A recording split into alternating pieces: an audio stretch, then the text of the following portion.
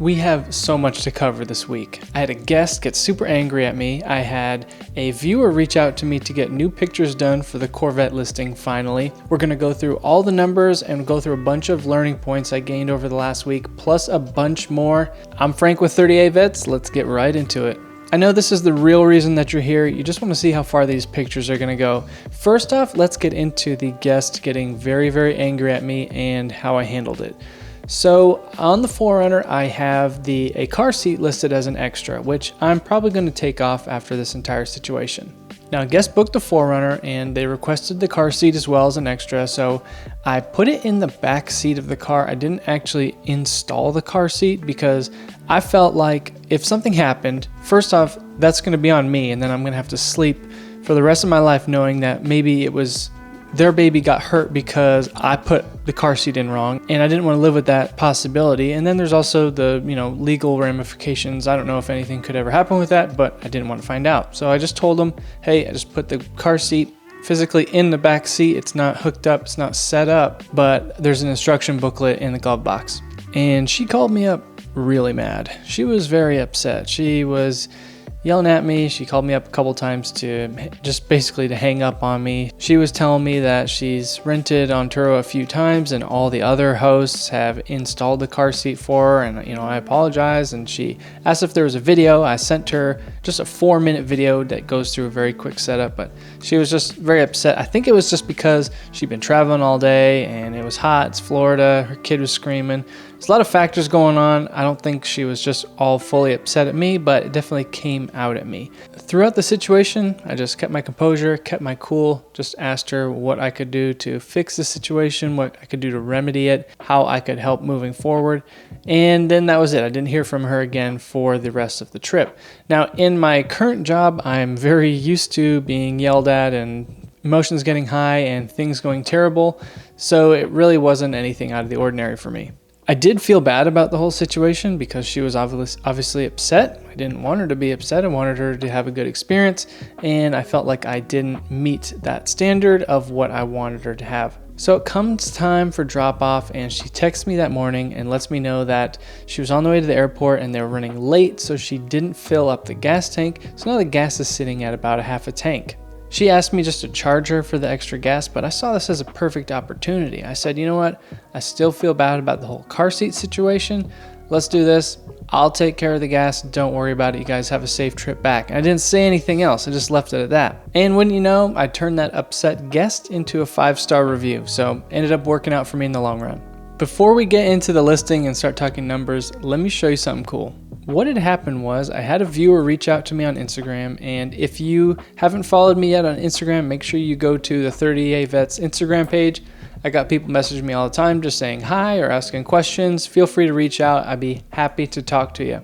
So this viewer reaches out and he basically tells me, hey man, I'm a professional car photographer and your pictures and your listing suck. Can I help out? And I said, yes. Please get me on your schedule, and I want to show you some of these pictures before I put them in the listing. These just came out absolutely amazing. These are fire. If you're just a crappy photographer like me, I would definitely suggest hiring somebody to get your pictures done. What he charged me was very well worth it, and I definitely foresee that investment paying off in the future. Professional photography is definitely the way to go. At the time of recording this, it is Friday. It's about 1 p.m. and the Corvette actually came back from a trip about 40 minutes ago. And what I wanted to talk about was automatic pricing.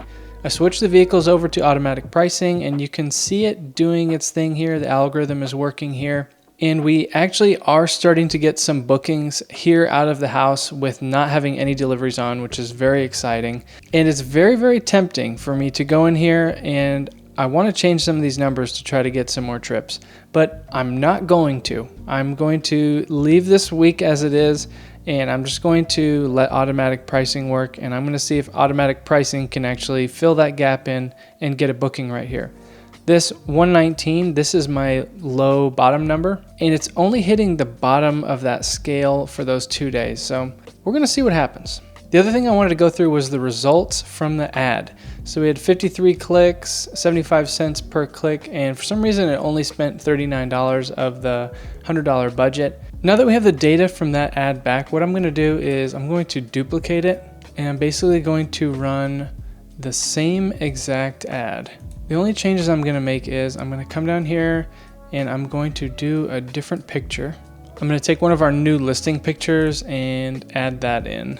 Now that the picture is a little bit bigger than the previous one, we can do some different stuff with the orientation as well. So we're going to run it just like that. So all we're doing with this ad is we are going to change the picture.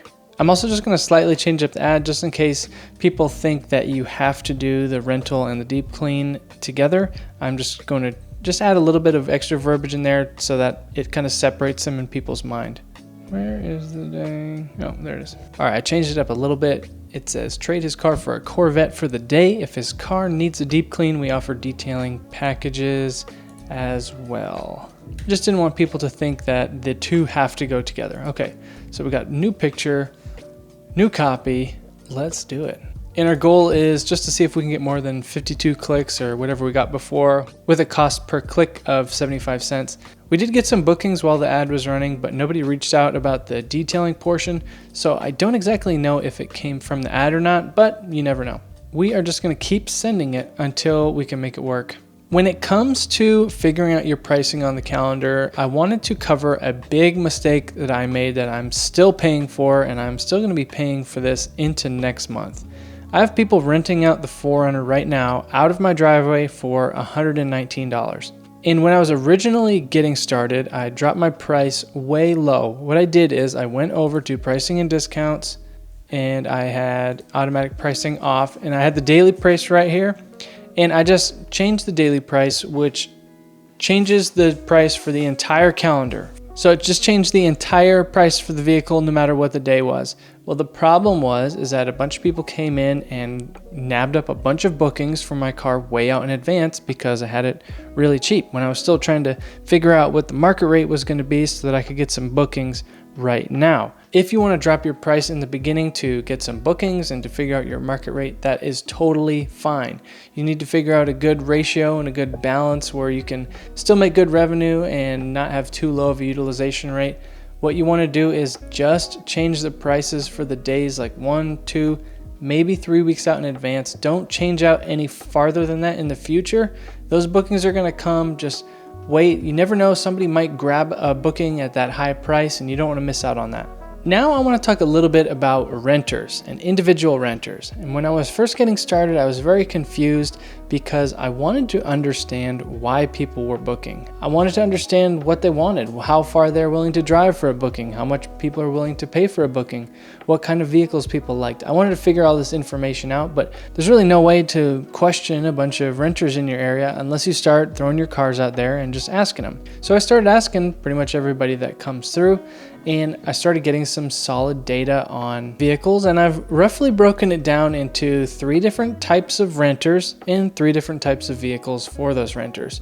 Those 3 different vehicle types that I've come up with is the economy class, the SUV class, and the fun car class.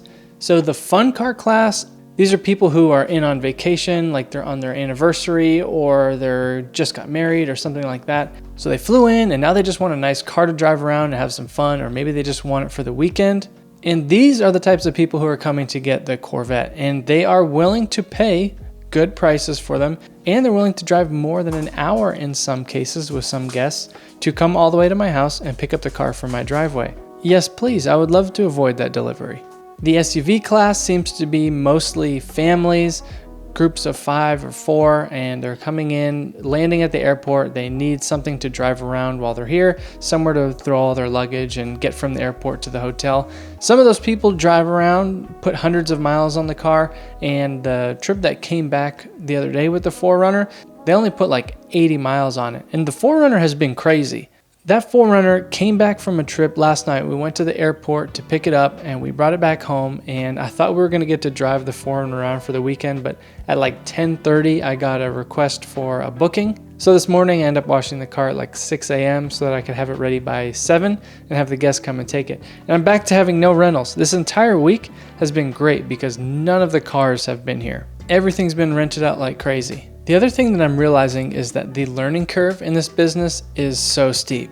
I know it's only been a week since our last check-in, but I feel like every week I jump ahead with just light years of knowledge. I feel like the week before, I didn't know anything compared to what I know now. It's just been incredible how fast all the learning is coming. And I guess that's what happens when you make a ton of mistakes, so hopefully you guys can learn from them. The biggest mistakes obviously have to do with deliveries, because that just seems like that's everybody's problem, is doing the deliveries. And I had somebody reach out to me here on YouTube in a comment, and they asked me if I thought the delivery problem was one that was even worth solving. In my opinion, the whole delivery thing, it absolutely is a problem worth solving. There's so much money coming in and out of those airports. Those people are going to be renting cars from somebody. It might as well be you. If you can get away without doing deliveries, obviously that would be ideal, but that's just not the case for some people. The good side of doing trips out of the airport is that the trips are usually a little bit longer. They seem to be around 4 or 5 days, when I get a lot of 1 to 2 day trips out of renting locally. So if you can just stick with those longer trips, it's not so bad. From what I've seen, the best solution to the airport problem is to bite the bullet and leave your cars at the airport full time. When you're picking your delivery locations, you want to pick just one singular delivery location and do your best to try to make sure it rents out as much as possible. What you're going to want to do is leave your car at the airport full time and only rent it out of the airport. Every time you have to do changeover, you are going to have to drive to the airport, jump in that vehicle, get it cleaned, bring it back to the airport, and then take your personal vehicle back home. So it does allow you to do it on your own, so you're not driving the cars back and forth to your house constantly, but it's still a pain. You're still gonna have to go out there and spend some time cleaning them and taking pictures and turnover and all that. I did just watch a video earlier of a guy who does that with about 25 cars, and he does it completely on his own with no help, and he does the airport deliveries. So that is an option for you. If I can't make enough revenue from the cars without doing deliveries, that is the option that I'm gonna go. All right, let's get right into the numbers and see what I made so far. We did $1,944 in May. We've done $1,237 so far, with another $1,900 on the books. And if we can pump up the numbers on the Corvette, you saw how much availability that one had. If we can pump the numbers up on that one for June, we will definitely be looking really good. Just on an individual breakdown, I want to show you what each one is doing. I'll show you the Corvette first. We don't have much on the books for the Corvette so far, so hopefully we don't end up losing money this month on that one. Jumping over to the 4Runner. The 4Runner is just a killer. That thing is awesome. We're looking at potentially pulling in $1,700 with the 4Runner, which is definitely going to cover expenses and get some cash flow. And this is with most of the month being booked up on very below market value bookings with free delivery. This is like exactly what I was talking about when I was saying how I changed the price on the whole calendar and now I'm paying for those mistakes. This is what I'm paying for. This could easily have been a $2,500 month, but I messed up the pricing. Totally on me. The RAV is out in Orlando still, and looks like it's pulled in $200, another $390 on the books for June. I want to look at the calendar real quick. So the calendar is about halfway booked out, possibly, and revenue-wise, we're looking at $600. Might pull in $1,200 if it's a good month. Economy cars are just not worth it, in my opinion. It's low risk, it's easy money cash flow, but the amount of work, I don't know. My opinion might change. My mind is open to being changed on that, but currently my opinion right now is that economy cars are not the play, not worth it.